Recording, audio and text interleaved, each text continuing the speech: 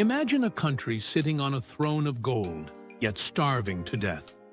Venezuela holds the largest proven oil reserves on the planet. More than Saudi Arabia. More than Russia. By all laws of economics, this should be the richest nation in South America. Instead, it is a crime scene. The currency is worthless. The shops are empty. And millions have fled. But do not be fooled by the news headlines.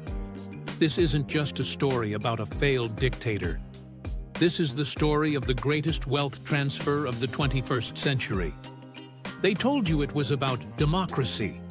They told you it was about liberation. They lied. To understand the real game, look at the barrels, not the ballot boxes. Before we expose where the money is really going, stop scrolling. If you want to see the truth behind the headlines, subscribe to Ego and Empire. We analyze the patterns others ignore. Let's talk about the ego.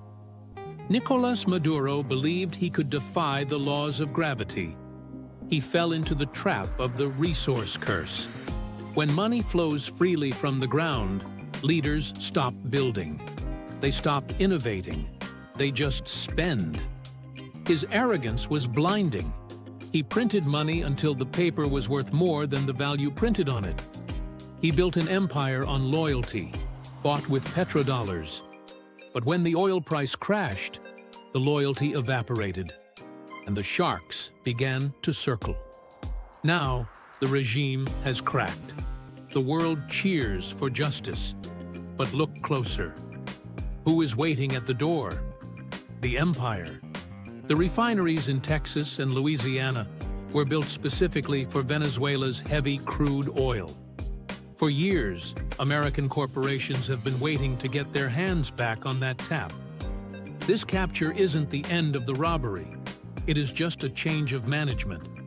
The debt Venezuela owes to Wall Street, to China, and to Russia is astronomical. The oil that belongs to the people will now be pumped out to pay for the sins of the ego.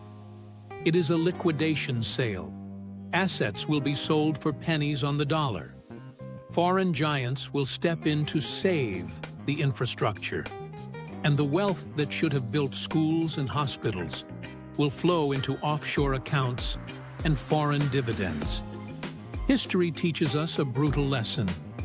When a dictator falls, the people rarely win. The vacuum of power is filled by the weight of debt. Maduro was driven by ego, but the forces removing him are driven by empire. The flags change, the rhetoric changes, but the oil just keeps flowing north.